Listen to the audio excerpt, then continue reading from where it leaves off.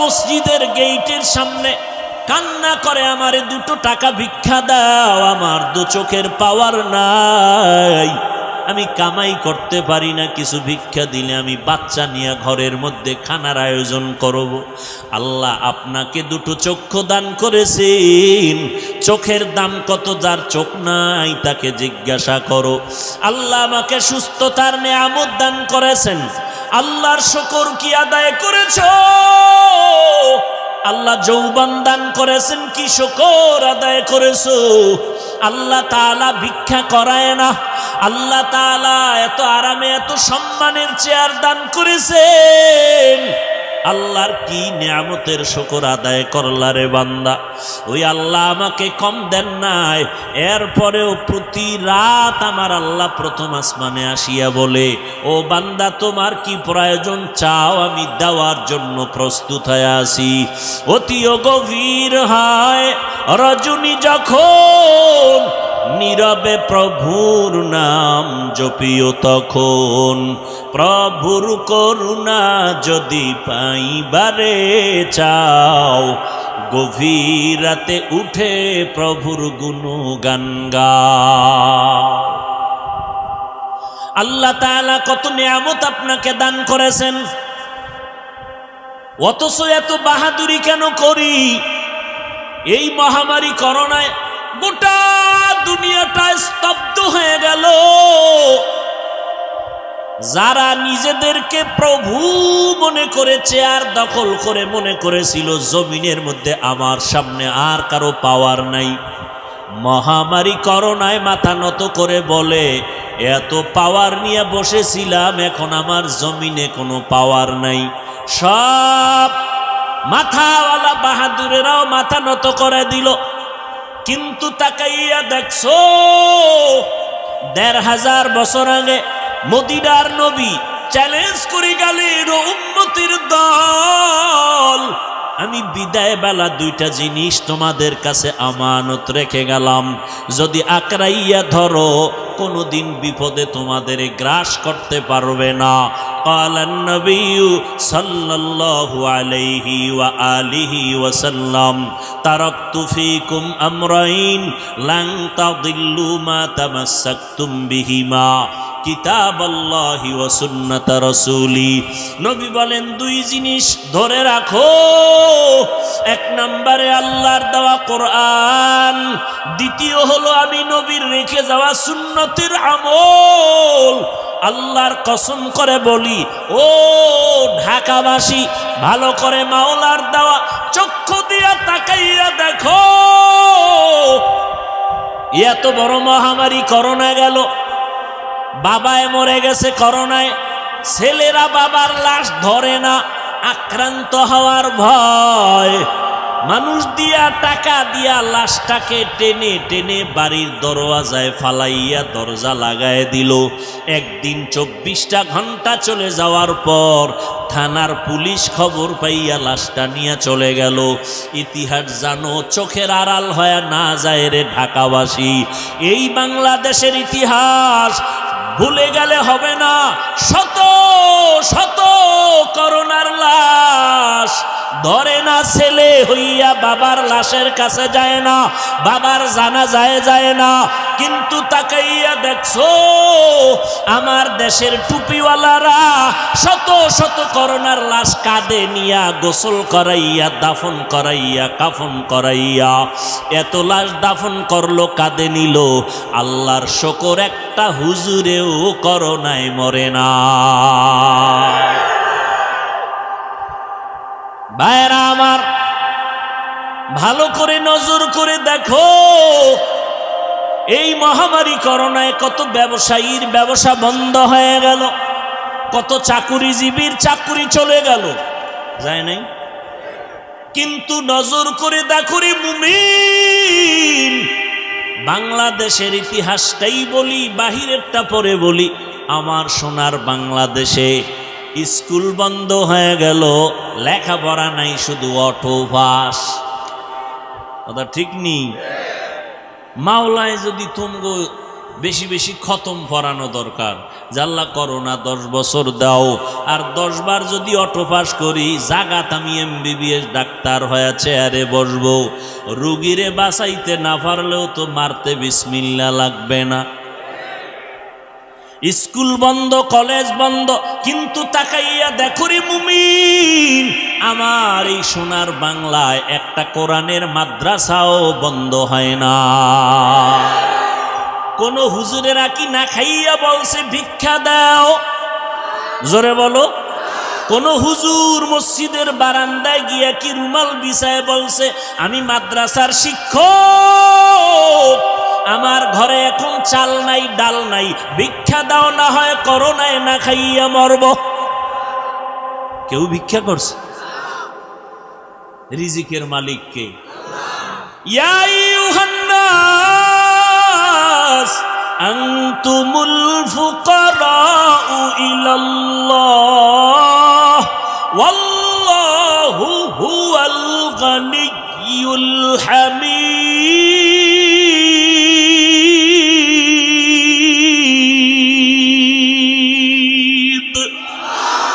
গর্তাওয়াকুল মিকুনি हर सुबह शाम मीरसाना दरिस्क तू अजला मकाम जुज़बा हक ची जे मखा आज इंसो जा फजले उआ मस्ते दर जुमला जहा।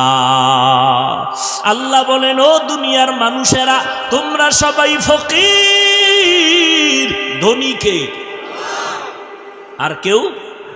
কই ফেরাউন, কই নমরুদ, কই হামান?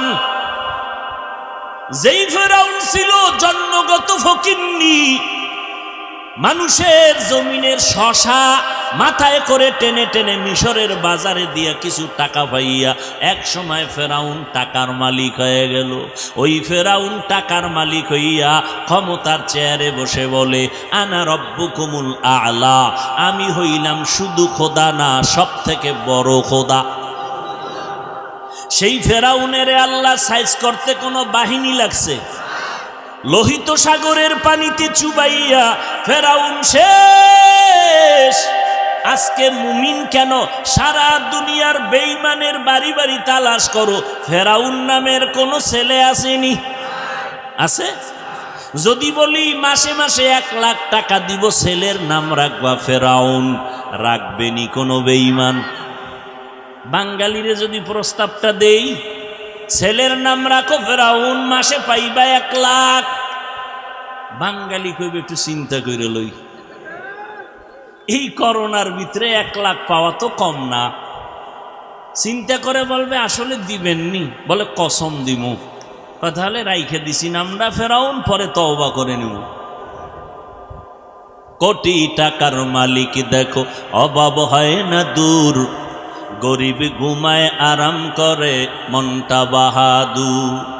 ফেরাউনের লাশটা দেখো মিশর জাদু ঘরে, খায় না মাটি পোকা মাছি সবাই ঘৃণা করে। হৃদয়ে থাকিবে যার নম্রতা সদা, রহমত আসিবে সেথা প্রভুর ওয়াদা। বড়র বড়াই থাকলে দিলে রহমত আসবে না, নিজেকে নিজে ছোট মনে করিও সদা। উঁচু জমিন থেকে পানি নিচু জমিনে যায়, তেমনি খোদার রহমত আসে নম্রতার হৃদয়। ভোগবিলাসের বাড়ি গাড়ি পরে রবে সব, ভোগবিলাসের বাড়ি গাড়ি পরে রবে সব।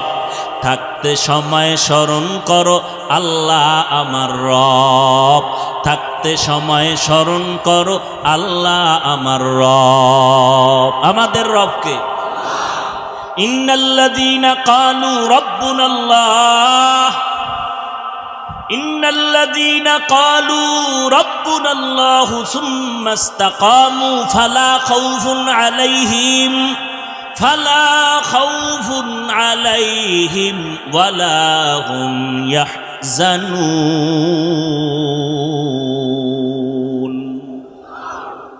যারা বলবে আমার রব, আমি জোরে বলেন আমার রব আল্লাহ, এবং এই কথার উপরে নিজের জীবনকে পরিচালনা করবে।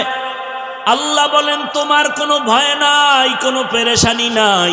আল্লাহ নিজের কুদরতের জিম্মায় তোমাকে আমাকে জান্নাতে পৌঁছাইয়া দিবে। এর এলাকার মুসলমানেরা, ও যুবক, ও বৃদ্ধ বাবাজি, পর্দার আড়ালের আম্মা জান, কয়দিন আর বাঁচবেন? এই মহামারী করোনায় কত প্রাণ চলে গেল। কই যমুনা গ্রুপের মালিক করোনায় আক্রান্ত হইয়া বলল আমাকে স্পেশাল ফ্লাইটে সিঙ্গাপুরে নাও। ডাক্তার কত হাজার কোটি টাকা লাগবে, নাও, আমাকে করোনা থেকে বাঁচাও। আজকে দুনিয়াতে সব আছে, ওই বান্দা 3টা সাদা কাফন নিয়ে কবরে চলে গেল। কিসের বাহাদুরি করো রে বাবা? ও ঢাকার ধনী মানুষ, যতই বাহাদুরি করেন ফেরাউন নমরুদের মতো বাহাদুর কিয়ামতের আগে হতে পারবেন না। ওই ফেরাউনেরও আল্লাহ ছাড়ে নাই, নমরুদেরও ছাড়ে নাই। আজকে আমি বক্তা হয়ে কত ভাব, আপনি শ্রোতা, আপনি ডাক্তার, আমি রুগী, আমি ইমাম, আপনি মুক্তাদি। কে ধনী কে গরিব, কত টাকার বাহাদুরি, কিন্তু এই বাহাদুরি কতক্ষণ? সাদা 3টা কাফনে প্যাকেট হইব যতক্ষণ, ঠিক নি? সাদা 3টা কাফনের যখন প্যাকেট হয়ে যাব, কে ধনী কে গরিব, কে আলেম কে মূর্খ, কে শিক্ষিত কে অশিক্ষিত, কে ইমাম কে মুক্তাদি, কে পীর কে মুরিদ, কে ডাক্তার কে রুগী, কাফনের উপরে লেখা থাকবে না? ডাক্তার সাহেবের লাশ, পীর সাহেবের লাশ, সাদা 3টা কাফন। টাকাওয়ালার টাকার গরমে একটা কাফন বাড়াইয়াও দিবে না। রিক্সা ড্রাইভার গরিব হওয়ার কারণে একটা কাফন কমাইয়াও দিবে না। ধনী লোকের জন্য যেমন 3টা সাদা কাফন, গরিবের জন্য 3টা সাদা কাফন। এরে নবীর উম্মতের দল, কই বাড়ি গেল, কই গাড়ি গেল, কই বন্ধু বান্ধব কোথায়? দুনিয়াতে আসছি এক, বিদায়ও এক। আপনার আমার আল্লাহ এক, নবী এক, কোরআন এক, কাবা এক, ধর্ম নাকি আলাদা? সব এক। দুনিয়াতে আসলাম এক, বিদায় হব তাও এক। জানাজার সিস্টেম হবে এক, কবরের সাইজও হবে। আপনাদের কবর 12 হাত হবে। কবরের ভেতরে রাখার পরে টাকাওয়ালাদের জন্য আলাদা মোবাইল রাখা হবে। দুনিয়াতে একটা প্রজেক্টর লাগানো হবে, যে ফেরেশতারা কি করে আমরা বাইরে বাইরে দেখব। আছে কোনো সিস্টেম? নাই। কবরের মধ্যে রাখার পর মাটি চাপা দিয়ে সব বিদায় হওয়ার পরে সবার কবরে 2 জন ফেরেশতা হাজির হবে। সবার বেলায় 2 জন এসে 3টা কমন প্রশ্ন করবে। রবের পরিচয় দাও, ধর্মের পরিচয় দাও, রহমাতুল লিল আলামিনের পরিচয় দাও। এই 3টা প্রশ্ন করা হবে আমাকে, আপনাকে, বিধর্মী হিন্দু বৌদ্ধ ইহুদি খ্রিস্টান মুসলমানেরও এই 3টা প্রশ্ন করা হবে। আর বাইরে কোনো আওয়াজ নাই। তুমি কয় টাকার মালিক, তুমি কত শিক্ষিত জানার দরকার নাই। 3টা প্রশ্নের জবাব দাও। তোমার রবকে, তোমার ধর্ম কি? আখিরি নবীকে দেখায় বলবে চিনুনি রে বান্দা। আল্লাহর নবী বলেন, যারা প্রশ্নের জবাব দিবে তাদের কবর হবে জান্নাতের বাগান, আর যারা জবাব দিতে পারবে না তাদের কবর হবে হুফরাতুম মিন হুফারিন নার, জাহান্নামের টুকরা। এমন এক অবস্থা হবে কবরের হালাত, ওই অন্ধকার কবর। কয়দিন আর যৌবনের বাহাদুরি করবারে যুবক। আজকে আমরা যারা নবীর তরিকা মেনে চলি, কই আমাদের সম্মান তো কমে নাই। ইহুদি বেঈমান সব এক আওয়াজে চাইতেছে মাদ্রাসা বন্ধ হয়ে যাক, মসজিদ বন্ধ হয়ে যাক, মাহফিলের মাইকের আওয়াজ বন্ধ হয়ে যাক। এত কিছু চাওয়ার পরেও আবার কিছু মুসলমান নামদারি মুনাফেকেরা বিধর্মীদের সাথে তাল মিলায়, বলে তাবলীগ করে কোনো লাভ নাই। বলনেওয়ালা আছে না নাই? বলে মাদ্রাসায় পড়ে লাভ নাই। এত দুশ্মনের মাঝেও আল্লাহর মহব্বতে বলেন কোরআনওয়ালা সুন্নতওয়ালারা কি অশান্তিতে আছে, অসম্মানে আছে? এত দুশ্মনের মাঝেও নবীর তরিকাওয়ালাদের মতো সম্মানে আর শান্তিতে জমিনে কেউ নাই। ও আল্লাহর বান্দারা, চোখের সামনে তাকাইয়া দেখার পরেও কেন বাবা আজকে নবীর সুন্নাত অনুযায়ী চলবা না? আমি সব জায়গায় বলি, আজও বলি রে যুবক, আমার নবীর আদর্শ ছাড়া আরো যদি কোনো ভালো আদর্শ থাকে আমাকে দাও, আমি নবীরটা বাদ দিয়া সেইটা গ্রহণ করব। কিয়ামত পর্যন্ত কেউ পারার কোনো সুযোগ নাই। আছে সুযোগ? এরে নবীর উম্মতের দল, আল্লাহর নবীর আদর্শই হলো পারফেক্ট এবং পাওয়ারফুল আদর্শ। এরে নবীর আশিকির দল, আল্লাহর নবীর তরিকার বাইরে কোনো তরিকা নাই, আদর্শ নাই। ও পর্দার আড়ালের আম্মা জানেরা, আপনাদের এত জিন্দিগি এত ধন্য। আরে সমস্ত নবীদের মায়ের মতো আপনারা মা, সাহাবায়ে কেরামের মায়ের মতো আপনারা মা, আলেমের মা, হাফেজে কোরআনের মায়ের মতো মা। আম্মা জান আয়েশা রাদিয়াল্লাহু আনহার মতো নারী, খাদিজা রাদিয়াল্লাহু আনহার মতো নারী, ফাতেমা রাদিয়াল্লাহু আনহার মতো নারী। এরে নবীর উম্মতেরা, ও পর্দার আড়ালের আম্মা জানেরা, মনটা কি চায় না একজন আদর্শ সন্তানের মা বাবা হয়ে কবরে যাবেন?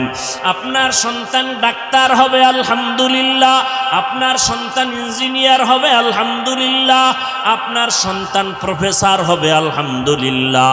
আপনার সন্তানটাকে ডাক্তার বানাবেন, ইঞ্জিনিয়ার বানাবেন, প্রফেসর বানাবেন, তবে অনুরোধ বেয়াদব বানাবেন না। আপনার সন্তানের আচরণে যেন আলেম কষ্ট না পায়, এলাকার মুরব্বীরা যেন কষ্ট না পায়। আপনার সন্তানের আচরণে যেন কোনো যুবক ভিন্ন লাইনে চলে না যায়। ওই সন্তানকে আদর্শওয়ালা বানাবেন।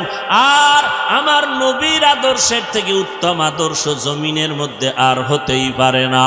অতএব সন্তানকে আদর্শ, মা যদি আদর্শওয়ালা বানায় যেতে চান, মা আপনাকে আগে আদর্শওয়ালা হতে হবে, স্বামীর খেদমত করে চলতে হবে, আল্লাহর কাছে 5 ওয়াক্ত নামাজ পড়ে দোয়া করতে হবে, ও দয়ার মালিক আমার সন্তানকে তুমি আদর্শ ডাক্তার বানাও, আদর্শ ইঞ্জিনিয়ার বানাও, আদর্শ তুমি একজন প্রফেসর বানাও।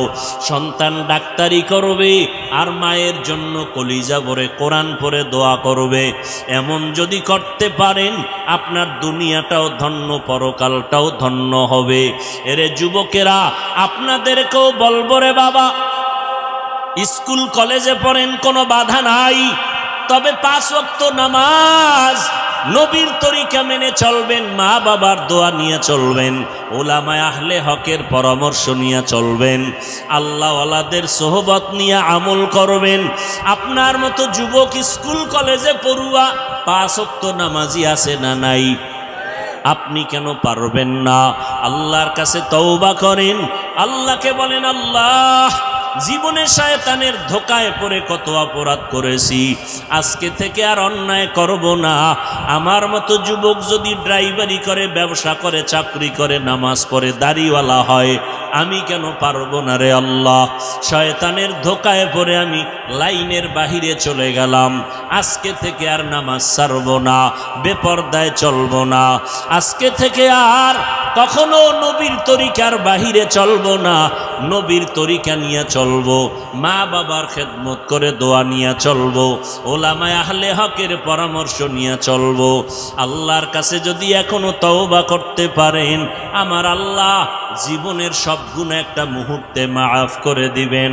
আল্লাহর কাছে বিনয়ের সাথে তওবা করেন, আয় আল্লাহ আমাদের সবাইকে তওবা করার তৌফিক দান করেন। তওবার উপরে মজবুত হইয়া জীবনটা কাটাইয়া আল্লাহর সান্নিধ্য অর্জনে ওলামায়ে কেরামের পরামর্শ নিয়া নবীর তরিকায় চলার তৌফিক দান করেন। তওবার মতো যদি নিয়ত থাকে, মুনাফিকি না থাকে, খাঁটি তওবার নিয়তে দুটো হাত আমার আল্লাহকে দেখায় দেই। আয় আল্লাহ হাতগুলো কবুল করে নেন, তওবা কবুল করে নেন। তওবার উপরে মজবুত হইয়া চলার তৌফিক দান করেন, আমিন। ইন্না সলাতি ওয়া নুসুকি ওয়া মাহইয়ায়া ওয়া মামাতি লিল্লাহ ওয়া মামাতি লিল্লাহি রাব্বিল আলামিন।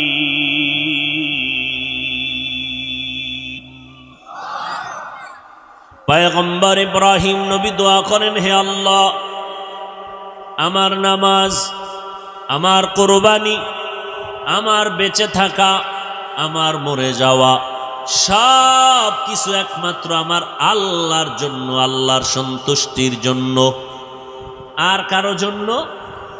আমি বয়ান করি আল্লাহর সন্তুষ্টির জন্য, আমি বয়ান শুনি আল্লাহর সন্তুষ্টির জন্য, আমি ঘুমাই আমার আল্লাহকে রাজি করার জন্য, আমি খানা খাই আমার আল্লাহকে রাজি করার জন্য, আমি খানা খাই না তাও আল্লাহকে রাজি করার জন্য। রোজা রাখছি, খানা ক্ষুধা আছে বিকালবেলা, রোজা রাখার পর বিকালে ক্ষুধা লাগেনি? বলেন না কেন? ইফতারির আধা ঘন্টা সময় বাকি, পেটে প্রচন্ড ক্ষুধা, সামনেও খানা রেডি, কেউ খায়? যদি বলি বান্দা রুমের ভেতরে ঢুকে তালা লাগাইয়া পেট ভরে খানা খাও, বলে গলায় ছুরি লাগবে, আমি এক ঢোক পানিও পান করব না। পেটে ক্ষুধাও আছে, খানাও সামনে হাজির, এরপরও খাই না কেন? কয় আমি খানা যে খাই না তাও আমার আল্লাহকে খুশি করার জন্য। এই সময় ক্ষুধা আছে, খানাও আছে, খাই না কেন? আল্লাহর বিধানে হারাম। আমি আল্লাহর গোলামি করার জন্য দুনিয়াতে আসছি, আমার আল্লাহ আমাকে ইবাদত করার জন্য জমিনের মধ্যে পাঠিয়েছেন। ইবাদত শুধু জিকির করা, নামাজ পড়া শুধু ইবাদত, তাসবিহ নেওয়া ইবাদত না। ভালো করে বুঝো, মরণ পর্যন্ত বান্দা বান্দি তুমি যত কাজ করবা সব ইবাদত। নামাজ পড়া ইবাদত, নামাজ না পড়াটাও ইবাদত। সূর্য যখন উঠে তখন নামাজ পড়া ইবাদত না, না পড়া ইবাদত। রোজা রাখা যেমন ইবাদত, রোজা না রাখাটাও ইবাদত। একজনে 30 রোজা রাখতে গিয়া কয় এত আবেগ বাইরে গেল, ঈদের দিনও রোজা রাখি। ঈদের দিন রোজা রাখা ইবাদত নাকি না রাখা ইবাদত? সব কার জন্য? আরো জোরে বলেন। শুধু রোজা রাখা ইবাদত না, বান্দা খানা খাইবা ইবাদত, খানা খাইবা না ইবাদত, বাথরুমে যাইবা তাও ইবাদত, তুমি ঘুমাইবা তাও ইবাদত, ব্যবসা করো ইবাদত, চাকরি করো ইবাদত, বিবাহ করবা ইবাদত, সন্তান নিবা ইবাদত, দেশ বিদেশ সফর করো ইবাদত। এক কথায় জীবনে তুমি যা করবা সব হবে ইবাদত। আল্লাহ বলেন আমি জিন আর মানুষকে বানাইছি একমাত্র আমার ইবাদত করার জন্য। ইবাদত কেন করব? একমাত্র আমার আল্লাহকে খুশি করব, বিনিময়ে জান্নাতের বাসিন্দা হব, বিনিময়ে পাবো জান্নাত। ইবাদত কোথায় কোথায় আমার সীমানা? কয় বান্দা তোমার আমার এই হায়াতের জিন্দেগির বডি যেখানে যেখানে যাবে সেখানে সেখানে ইবাদত, সব ইবাদত। কথা বলতেছি ইবাদত, এই যে এখন কথা বলতেছি এটাও কি ইবাদত? ইবাদত কি জিনিস বলে আল্লাহর হুকুম জীবনে বাস্তবায়ন করা এর নাম ইবাদত। আল্লাহর হুকুমকে বাস্তবায়ন করার নাম ইবাদত। ইবাদতের সীমানা যেখানে যেখানে আমি আছি সেখানে সেখানে ইবাদত আছে। ইবাদতটা হতে হবে কোন সিস্টেম? প্রত্যেকটা কাজের একটা পদ্ধতি আছে, নিয়ম আছে। আমি যে আল্লাহর ইবাদত করব তার নিয়মটা কি হবে? আমার পীর সাহেব যা বলবে সেই অনুযায়ী, নাকি আমার নেতা বলবে সেই তরিকায়? আল্লাহ পাক স্পষ্ট জানায় দিলেন, কিয়ামত পর্যন্ত আল্লাহর ইবাদত করবা একটা মাত্র পদ্ধতি, ভিন্ন কোনো পদ্ধতি গ্রহণ করা যাবে না। কিয়ামত পর্যন্ত আল্লাহর যত বান্দা বান্দি ইবাদত করবে একমাত্র তরিকা পদ্ধতি মদিনাওয়ালা নবীর আদর্শ। तुकु जाओ सुन्नते अहमद कुजा बा मोहम्मद कैबुअद निस्बतुरा मन अहब्बा सुन्नती कौले रसूल मजदाए काना माई हम कुन कबूल। इबादत হবে কার জন্য? সবাই বলেন একমাত্র কার তরিকায়? বলেন রাহমাতুল লিল আলামিনের আদর্শ মতে ইবাদত হবে। ভালো করে বুঝেন, যেই কাজের মধ্যে নবীর তরিকা নাই ওই কাজটা আল্লাহর জন্য করলেও ইবাদত হবে না। রুকু করা ইবাদত না? রুকু করা, এখন একজনে জানাজায় দাঁড়ায় রুকু করে ফেলাইলো, বলেন না কেন? ইবাদত হবে কেন? নবীর তরিকায় দরুদ শরীফ পড়া ইবাদত। কেউ যদি নামাজে দাঁড়াইয়া আল্লাহু আকবার বলিয়া আলহামদু সূরার আগে দরুদ পড়ে, আশেকে রাসূল দরুদ আগে পড়ে নিল, সওয়াব না গুনাহ? কেন? নবীজির তরিকায় নাই। মাগরিবের ফরজ নামাজ কত রাকাত? 3 রাকাত। কেউ যদি চিন্তা করে 3 রাকাত পড়ছি আল্লাহর জন্য, কিন্তু বেজোর পরে কি লাভ? আর 1 রাকাত বাড়াইয়া জোর করে জোর বানায় 4 রাকাত পড়ে নেই, আমার আল্লাহকে আরো 2টা সেজদা বাড়ায় দেই, একটা রুকু বাড়ায় দেই। আল্লাহর জন্য যদি বান্দা আরো 1 রাকাত বাড়ায় একটা রুকু 2টা সেজদা দিয়া দেয়, 4 রাকাত বানায়, হবেনি? শুধু 1 রাকাত বাতিল হবে না, চালাকি কেন করলি? তোর 4 রাকাত বাদ। নতুন করে কানে দইরা তওবা কর, আবার দাঁড়ায়া নামাজ শুরু থেকে আদায় কর। কারণ যেখানে মদিনার আদর্শ নাই ওইটা মাওলার কাছে কোনো গ্রহণযোগ্য হবে না। মদিনার নবীর আদর্শের বাইরে কোনো ইবাদত নাই। নবীর তরিকা মতে যদি ঘুমাও তো ইবাদত, নবীর তরিকায় ব্যবসা করো ইবাদত। আমার নবী ব্যবসা করে দেখাইয়া গেছেন, ও উম্মতেরা ব্যবসা করলে কিভাবে করলে লাভবান হইবা, আল্লাহ খুশি হবে। আমি নবী নিজে ব্যবসা করে দেখাইয়া গেলাম। মন গড়া তরিকায় করবা না, আমি নবীর তরিকায় যদি ব্যবসা করো, শুনো তোমার সুসংবাদ। ক্বালান নবী সাল্লাল্লাহু আলাইহি ওয়া আলিহি ওয়াসাল্লাম, আত-তাজিরু সুদুকুল আমিন মা'আন নাবিয়্যিন ওয়াস-সিদ্দীকিন ওয়াশ-শুহাদা'i ওয়াস-সালিহিন। পয়গম্বর বলেন, এরে উম্মতের দল, যদি নবীর তরিকায় সততার সাথে ব্যবসা করো, আমি নবী ওয়াদা করলাম আমার সাথে তুমি জান্নাতে থাকবা। যারা দোকানে লেখছে বিক্রি করা মাল ফেরত নেওয়া হয় না, তারা ধোঁকাবাজ। বিক্রি করা মাল ফেরত নেওয়া হয় না, এটা নবীর তরিকা? নবীর তরিকা হলো তুমি সাইনবোর্ডে লেখো অবশ্যই বিক্রি করা মাল ফেরত নেওয়া হয়।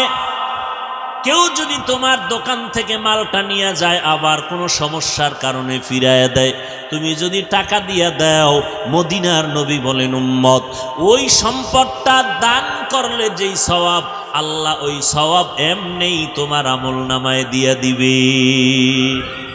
আতিনা ফি দারে দুনিয়া না হাসান, আতিনা ফি দারে উকবা না হাসান, ইয়া গিয়াসাল মুস্তাগীসিন ইহদিনা লফতিখারা বিল উলুমে ওয়াল গিনা। হর গোরি দেনে কো তু তৈয়ার হ্যায়, जो न मांगे उससे तू बेजार है। ব্যবসাও ইবাদত। বাথরুমে যাবেন তাও কার জন্য? তরিকা কার? বাথরুমে যদি নবীর তরিকায় যান সওয়াব। নবীর তরিকায় যাবেন কেমনে? একটা বিড়ি ধরাবেন আগে, তারপরে ডান পাউডার ঢুকায় দিবেন। হ্যাঁ, নবীর তরিকায় যদি বাথরুমে যাও, এক নাম্বার মাথাটা ঢেকে নাও, পায়ের সাথে জুতা লাগাও। খালি মাথায় বাথরুমে যাইবা না, খালি পায়ে বাথরুমে যাইবা না। বাম পা দিয়া ঢুকবা, ডান পা দিয়া বের হইবা। ঢুকার আগে দোয়া পড়বা। কিছু যদি পড়তে না পারো অন্তত বিসমিল্লাহ বলিয়া ভেতরে ঢুকবা। মাথা খালি যেন না থাকে, পায়ে যেন জুতা থাকে, খালি পা না থাকে। বাথরুমে গিয়া বসতে গিয়া হাঁটুর উপরে কাপড় উঠাইবা না, বাম পায়ের উপরে ভর করে বসবা। এরপরে তুমি আবার বের হইবা। এই নিয়মে যদি বাথরুম করো, আল্লাহর নবী বলেন তোমার বাথরুমের সময়টাও ইবাদত হিসাবে হবে। এবং শুধু তাই না, নবীর তরিকা মানলে, সুন্নাত মানলে দুনিয়ার মুসিবত থেকেও আল্লাহ হেফাজত করবেন। বিজ্ঞানীরা আজ ১৫০০ বছর আগের নবীর সুন্নাত আর আদর্শগুলো গবেষণা করে এই কথা বলতে তারা বাধ্য হয়েছে, মুহাম্মদের আদর্শ উম্মতের জন্য শুধু পরকালের কল্যাণ না, বরং মুহাম্মদের প্রত্যেকটা আদর্শ দুনিয়ায় মানুষের স্বাস্থ্যের জন্য বড় উপকার। কিছু কিছু মুসলমান বলে নাই ভাতের কি টান লাগছে, রোজা রাখবো কেন? বলে না, বলে না। অথচ ওই মুসলমান জানে না রোজার না খাওয়ার সাধনা হিন্দুদের ভেতরে আছে, বৌদ্ধদের মধ্যে আছে, ইহুদির মধ্যে আছে, খ্রিস্টানের মধ্যে আছে, পৃথিবীর সব ধর্মের মধ্যে রোজার নিয়ম আছে। আমরা বলি রোজা, তারা বলে না খাওয়ার সাধনা। সব ধর্মের ভেতরে আছে। কিন্তু মুসলমান এত নির্লজ্জ বেহায়া, আমার নবীর বিরোধিতা করে, কোনো লজ্জা নাই। না থাকার কারণ এক তো অহংকার, দ্বিতীয় জাহান্নামের ভয় অন্তরে নাই। মুসলমান কিভাবে বলে? আল্লাহ হেদায়াত দান করুন। ভাইরা আমার, নবীর তরিকায় ইবাদত, নবীর আদর্শ মতো ইবাদত করো। বান্দা মসজিদে ঢুকবা ইবাদত, মসজিদ থেকে বের হও তাও ইবাদত, দোকানে যাইবা ইবাদত, নবীর তরিকায় যাইও। নবীও বাজারে যান নাই, কিন্তু নবী বলছেন কি? قال النبي صلى الله عليه وآله وسلم أحب البلاد إلى الله مساجدها وأبغض البلاد إلى الله أسواقها। দুনিয়ার মধ্যে সবথেকে উত্তম জায়গা মসজিদ, আর সবথেকে খারাপ জায়গা হলো বাথরুম।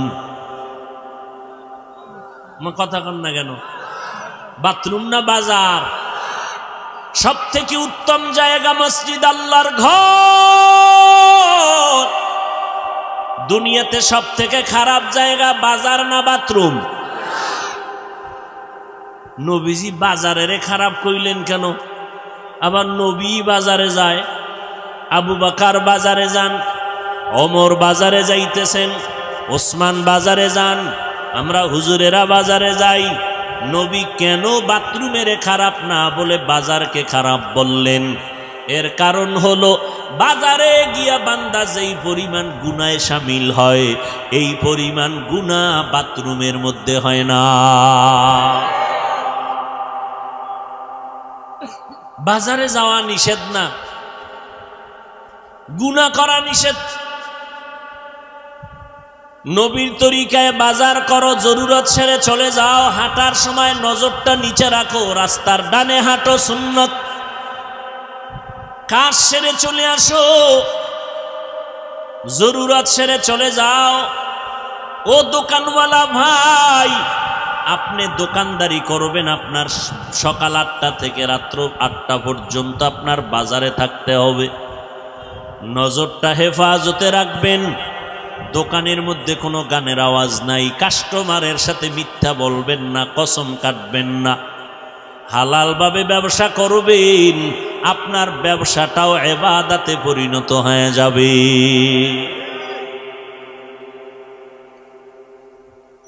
আল্লাহ পাক রব্বুল আলামিন আমাদের একটা কাজের জন্যই বানাইছেন, কাজটা কি? ইবাদত। আপনি বাজার করেন, ঘুমান, তাও ইবাদত। পয়গম্বর বলেন, উম্মতেরা এশার নামাজ পড়িয়া যদি কেউ ঘুমাও, ঘুম থেকে উঠে যদি ফজরের নামাজ আবার আদায় করে নাও, ঘুমাইয়া যেই সময়টা তুমি কাটাইলা, আল্লাহ পাক ওই সময়টাকেও নেকের পাল্লায় ওজন দিয়া দিবে। আল্লাহর কি দিবেন আপনাকে? কি দিলে আপনি আল্লাহর গোলামির জন্য পাগল হয়ে যাবেন? যা দিছে তার বিনিময়ে আল্লাহকে কি দিয়েছেন? আল্লাহ পাক আমাকে দুটো চক্ষু দান করেছেন। কত ভিক্ষুকেরা জুমার দিন বড় বড় মসজিদের গেইটের সামনে কান্না করে, আমারে 2 টাকা ভিক্ষা দাও, আমার 2 চোখের পাওয়ার নাই, আমি কামাই করতে পারি না, কিছু ভিক্ষা দিলে আমি বাচ্চা নিয়ে ঘরের মধ্যে খানার আয়োজন করব। আল্লাহ আপনাকে 2 চক্ষু দান করেছেন, চোখের দাম কত? যার চোখ নাই তাকে জিজ্ঞাসা করো। আল্লাহ আমাকে সুস্থতার নেয়ামত দান করেছেন, আল্লাহর শুকর কি আদায় করেছো? আল্লাহ যৌবন দান করেছেন, কি শুকর আদায় করেছো? আল্লাহ তাআলা ভিক্ষা করায় না, আল্লাহ তাআলা এত আরামে এত সম্মানের চেয়ার দান করেছেন, আল্লাহর কি নিয়ামতের শুকর আদায় করলা রে বান্দা? ওই আল্লাহ আমাকে কম দেন নাই, এরপরেও প্রতি রাত আমার আল্লাহ প্রথম আসমানে আসিয়া বলে, ও বান্দা তোমার কি প্রয়োজন চাও, আমি দেওয়ার জন্য প্রস্তুত হয়ে আছি।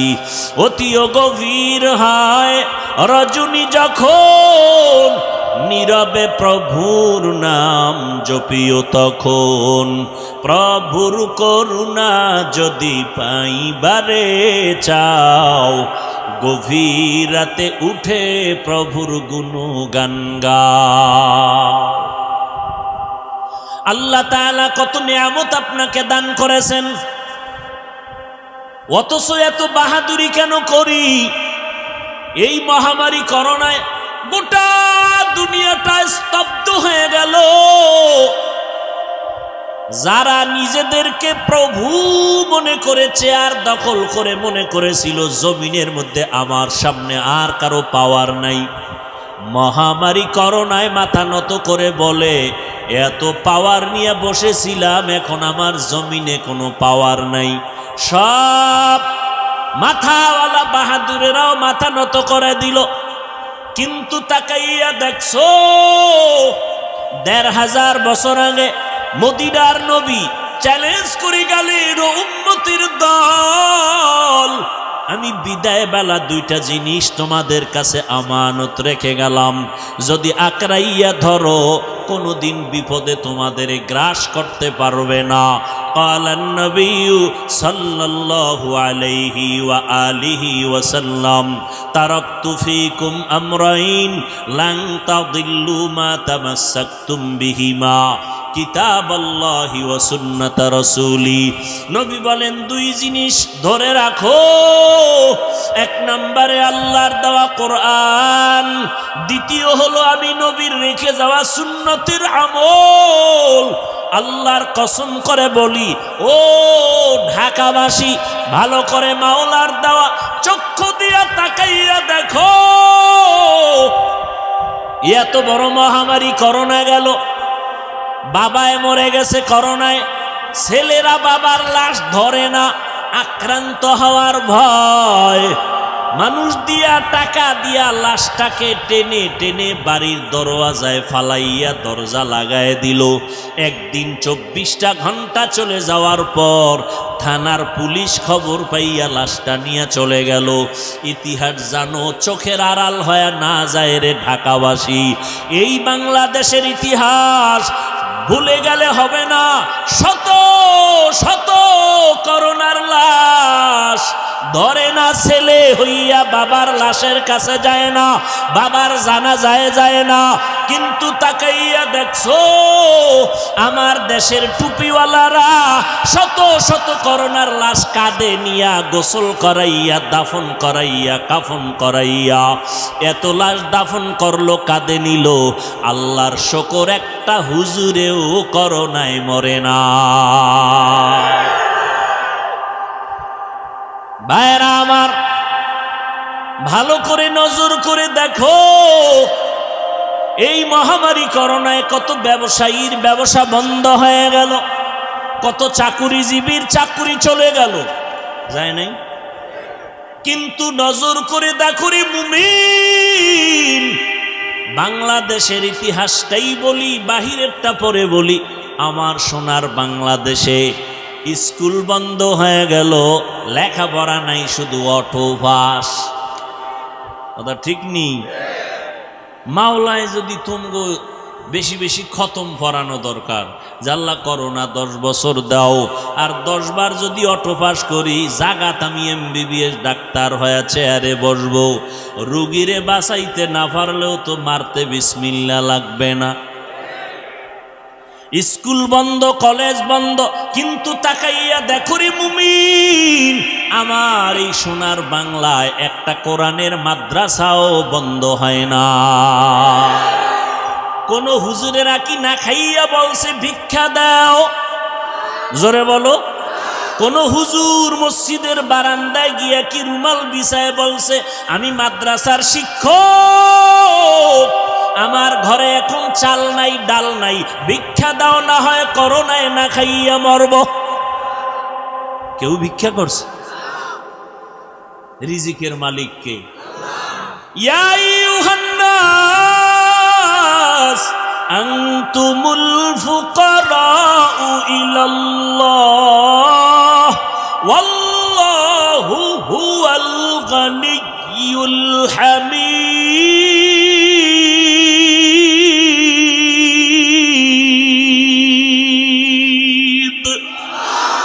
গর্তাওয়াকুল মিকুনি हर सुबह शाम मीरसाना दरिस्क तू अजला मकाम जुज़बा हक ची जे मखा आज इंसो जा फजले उआ मस्ते दर जुमला जहा। আল্লাহ বলেন, ও দুনিয়ার মানুষেরা, তোমরা সবাই ফকির, ধনীকে আর কেউ? কই ফেরাউন, কই নমরুদ, কই হামান? যেই ফেরাউন ছিল জন্মগত ফকিন্নি, মানুষের জমিনের শশা মাথায় করে টেনে টেনে মিশরের বাজারে দিয়া কিছু টাকা পাইয়া এক সময় ফেরাউন টাকার মালিক হয়ে গেল। ওই ফেরাউন টাকার মালিক হইয়া ক্ষমতার চেয়ারে বসে বলে, আনা রব্বুকুমুল আ'লা, আমি হইলাম শুধু খোদা না, সব থেকে বড় খোদা। সেই ফেরাউনের আল্লাহ সাইজ করতে কোনো বাহিনী লাগছে? লোহিত সাগরের পানিতে চুবাইয়া ফেরাউন শেষ। আজকে মুমিন কেন?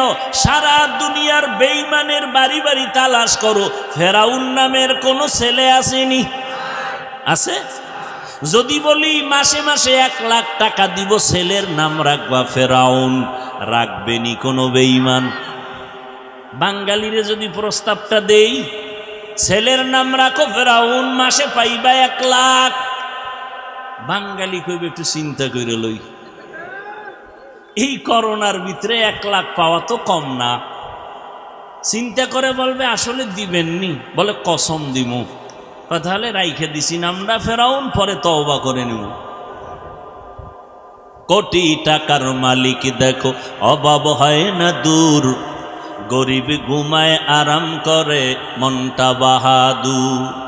ফেরাউনের লাশটা দেখো মিশর জাদু ঘরে, খায় না মাটি পোকা মাছি সবাই ঘৃণা করে। হৃদয়ে থাকিবে যার নম্রতা সদা, রহমত আসিবে সেথা প্রভুর ওয়াদা। বড়র বড়াই থাকলে দিলে রহমত আসবে না, নিজেকে নিজে ছোট মনে করিও সদা। উঁচু জমিন থেকে পানি নিচু জমিনে যায়, তেমনি খোদার রহমত আসে নম্রতার হৃদয়। ভোগবিলাসের বাড়ি গাড়ি পরে রবে সব, ভোগবিলাসের বাড়ি গাড়ি পরে রবে সব।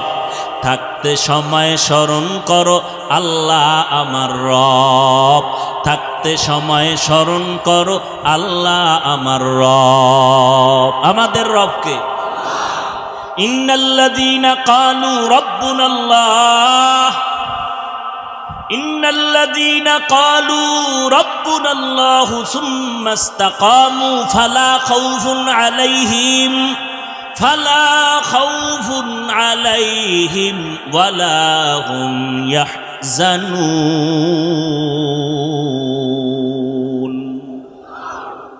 যারা বলবে আমার রব, আমি জোরে বলেন আমার রব আল্লাহ, এবং এই কথার উপরে নিজের জীবনকে পরিচালনা করবে, আল্লাহ বলেন তোমার কোনো ভয় নাই, কোনো পেরেশানি নাই। আল্লাহ নিজের কুদরতের জিম্মায় তোমাকে আমাকে জান্নাতে পৌঁছাইয়া দিবে। এর এলাকার মুসলমানেরা, ও যুবক, ও বৃদ্ধ বাবাজি, পর্দার আড়ালের আম্মা জান, কয়দিন আর বাঁচবেন? এই মহামারী করোনায় কত প্রাণ চলে গেল। কই যমুনা গ্রুপের মালিক করোনায় আক্রান্ত হইয়া বলল আমাকে স্পেশাল ফ্লাইটে সিঙ্গাপুরে নাও, ডাক্তার কত হাজার কোটি টাকা লাগবে, নাও আমাকে করোনা থেকে বাঁচাও। আজকে দুনিয়াতে সব আছে, ওই বান্দা 3টা সাদা কাফন নিয়ে কবরে চলে গেল। কিসের বাহাদুরি করো রে বাবা? ও ঢাকার ধনী মানুষ, যতই বাহাদুরি করেন ফেরাউন নমরুদের মতো বাহাদুর কিয়ামতের আগে হতে পারবেন না। ওই ফেরাউনেরও আল্লাহ ছাড়ে নাই, নমরুদেরও ছাড়ে নাই। আজকে আমি বক্তা হয়ে কত ভাব, আপনি শ্রোতা, আপনি ডাক্তার, আমি রুগী, আমি ইমাম, আপনি মুক্তাদি। কে ধনী কে গরিব, কত টাকার বাহাদুরি, কিন্তু এই বাহাদুরি কতক্ষণ? সাদা 3টা কাফনে প্যাকেট হইব যতক্ষণ, ঠিক নি? সাদা 3টা কাফনের যখন প্যাকেট হয়ে যাব, কে ধনী কে গরিব, কে আলেম কে মূর্খ, কে শিক্ষিত কে অশিক্ষিত, কে ইমাম কে মুক্তাদি, কে পীর কে মুরিদ, কে ডাক্তার কে রুগী, কাফনের উপরে লেখা থাকবে না? ডাক্তার সাহেবের লাশ, পীর সাহেবের লাশ, সাদা 3টা কাফন। টাকাওয়ালার টাকার গরমে একটা কাফন বাড়াইয়াও দিবে না, রিক্সার ড্রাইভার গরিব হওয়ার কারণে একটা কাফন কমাইয়াও দিবে না। ধনী লোকের জন্য যেমন 3টা সাদা কাফন, গরিবের জন্য 3টা সাদা কাফন। এরে নবীর উম্মতের দল, কই বাড়ি গেল কই, গাড়ি গেল কই, বন্ধু বান্ধব কোথায়? দুনিয়াতে আসছি এক, বিদায়ও এক। আপনার আমার আল্লাহ এক, নবী এক, কোরআন এক, কাবা এক, ধর্ম নাকি আলাদা? সব এক। দুনিয়াতে আসলাম এক, বিদায় হব তাও এক। জানাজার সিস্টেম হবে এক, কবরের সাইজও হবে। আপনাদের কবর 12 হাত হবে। কবরের ভেতরে রাখার পরে টাকাওয়ালাদের জন্য আলাদা মোবাইল রাখা হবে। দুনিয়াতে একটা প্রজেক্টর লাগানো হবে যে ফেরেশতারা কি করে আমরা বাইরে বাইরে দেখব।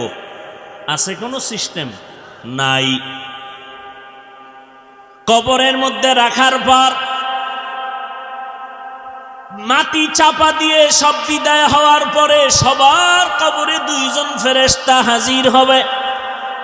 সবার বেলায় 2 জন এসে 3টা কমন প্রশ্ন করবে। রবের পরিচয় দাও, ধর্মের পরিচয় দাও, রহমাতুল লিল আলামিনের পরিচয় দাও। এই 3টা প্রশ্ন করা হবে আমাকে, আপনাকে, বিধর্মী হিন্দু, বৌদ্ধ, ইহুদি, খ্রিস্টান, মুসলমানেরও এই 3টা প্রশ্ন করা হবে। আর বাইরে কোনো আওয়াজ নাই। তুমি কয় টাকার মালিক, তুমি কত শিক্ষিত জানার দরকার নাই। 3টা প্রশ্নের জবাব দাও। তোমার রবকে, তোমার ধর্ম কি? আখিরি নবীকে দেখায় বলবে চিনুনি রে বান্দা।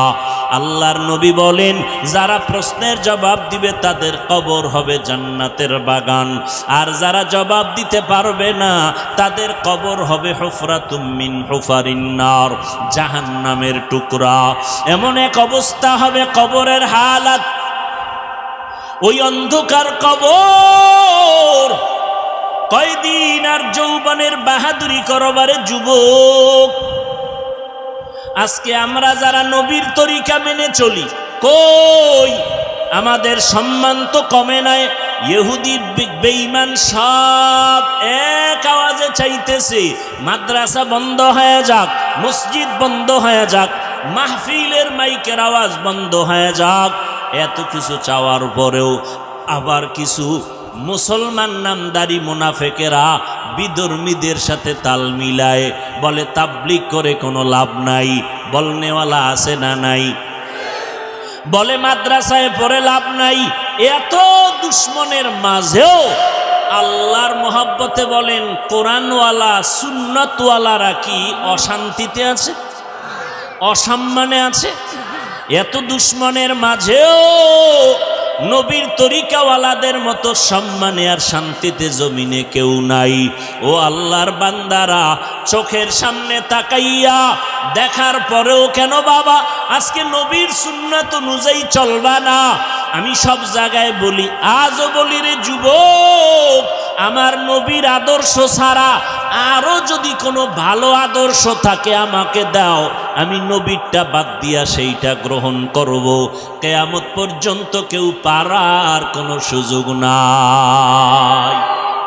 আছে সুযোগ? এরে নবীর উম্মতের দল, আল্লাহর নবীর আদর্শই হলো পারফেক্ট এবং পাওয়ারফুল আদর্শ। এরে নবীর আশিকির দল, আল্লাহর নবীর তরিকার বাইরে কোনো তরিকা নাই, আদর্শ নাই। ও পর্দার আড়ালের আম্মা জানেরা, আপনাদের এত জিন্দিগি এত ধন্য। আরে সমস্ত নবীদের মায়ের মতো আপনারা মা, সাহাবায়ে কেরামের মায়ের মতো আপনারা মা, আলেমের মা, হাফেজ কোরআনের মায়ের মতো মা। আম্মা জান আয়েশা রাদিয়াল্লাহু আনহার মতো নারী, খাদিজা রাদিয়াল্লাহু আনহার মতো নারী, ফাতেমা রাদিয়াল্লাহু আনহার মতো নারী। এরে নবীর উম্মতেরা, ও পর্দার আড়ালের আম্মা জানেরা, মনটা কি চায় না একজন আদর্শ সন্তানের মা বাবা হয়ে কবরে যাবেন? আপনার সন্তান ডাক্তার হবে আলহামদুলিল্লাহ, আপনার সন্তান ইঞ্জিনিয়ার হবে আলহামদুলিল্লাহ, আপনার সন্তান প্রফেসর হবে আলহামদুলিল্লাহ। আপনার সন্তানটাকে ডাক্তার বানাবেন, ইঞ্জিনিয়ার বানাবেন, প্রফেসর বানাবেন, তবে অনুরোধ বেয়াদব বানাবেন না।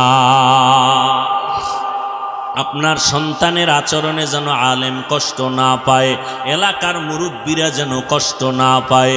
আপনার সন্তানের আচরণে যেন কোনো যুবক ভিন্ন লাইনে চলে না যায়। ওই সন্তানকে আদর্শওয়ালা বানাবেন। আর আমার নবীর আদর্শের থেকে উত্তম আদর্শ জমিনের মধ্যে আর হতেই পারে না। অতএব সন্তানকে আদর্শ, মা যদি আদর্শওয়ালা বানায় যেতে চান, মা আপনাকে আগে আদর্শওয়ালা হতে হবে। স্বামীর খেদমত করে চলতে হবে। আল্লাহর কাছে 5 ওয়াক্ত নামাজ পড়ে দোয়া করতে হবে, ও দয়ার মালিক আমার সন্তানকে তুমি আদর্শ ডাক্তার বানাও, আদর্শ ইঞ্জিনিয়ার বানাও, আদর্শ তুমি একজন প্রফেসর বানাও। সন্তান ডাক্তারি করবে আর মায়ের জন্য কলিজা ভরে কোরআন পড়ে দোয়া করবে। এমন যদি করতে পারেন আপনার দুনিয়াটাও ধন্য, পরকালটাও ধন্য হবে। এরে যুবকেরা, আপনাদেরকেও বলবো রে বাবা, স্কুল কলেজে পড়েন কোনো বাধা নাই, তবে 5 ওয়াক্ত নামাজ নবীর তরিকা মেনে চলবেন, মা বাবার দোয়া নিয়ে চলবেন, ওলামায়ে আহলে হকের পরামর্শ নিয়ে চলবেন, আল্লাহওয়ালাদের সোহবত নিয়ে আমল করবেন। আপনার মতো যুবক স্কুল কলেজে পড়ুয়া 5 ওয়াক্ত নামাজি আছে না নাই? আপনি কেন পারবেন না? আল্লাহর কাছে তওবা করেন, আল্লাহকে বলেন, আল্লাহ জীবনে শয়তানের ধোকায় পড়ে কত অপরাধ করেছি, আজকে থেকে আর অন্যায় করব না। আমার মতো যুবক যদি ড্রাইভারি করে, ব্যবসা করে, চাকরি করে, নামাজ পড়ে, দাড়িওয়ালা হয়, আমি কেন পারবো না রে আল্লাহ? শয়তানের ধোকায় পড়ে আমি লাইনের বাহিরে চলে গেলাম, আজকে থেকে আর নামাজ ছাড়ব না, বেপরদায় চলব না, আজকে থেকে আর কখনো নবীর তরিকার বাহিরে চলব না, নবীর তরিকা নিয়ে চলবো, মা বাবার খেদমত করে দোয়া নিয়ে চলবো, ওলামায়ে আহলে হকের পরামর্শ নিয়ে চলবো। আল্লাহর কাছে যদি এখনো তওবা করতে পারেন, আমার আল্লাহ জীবনের সব গুনাহ একটা মুহূর্তে মাফ করে দিবেন। আল্লাহর কাছে বিনয়ের সাথে তওবা করেন, আয় আল্লাহ আমাদের সবাইকে তওবা করার তৌফিক দান করেন। তওবার উপরে মজবুত হইয়া জীবনটা কাটাইয়া আল্লাহর সান্নিধ্য অর্জনে ওলামায়ে কেরামের পরামর্শ নিয়া নবীর তরিকায় চলার তৌফিক দান করেন। তওবার মতো যদি নিয়ত থাকে, মুনাফিকি না থাকে, খাঁটি তওবার নিয়তে দুটো হাত আমার আল্লাহকে দেখায় দেই। আয় আল্লাহ হাতগুলো কবুল করে নেন, তওবা কবুল করে নেন, তওবার উপরে মজবুত হইয়া চলার তৌফিক দান করেন।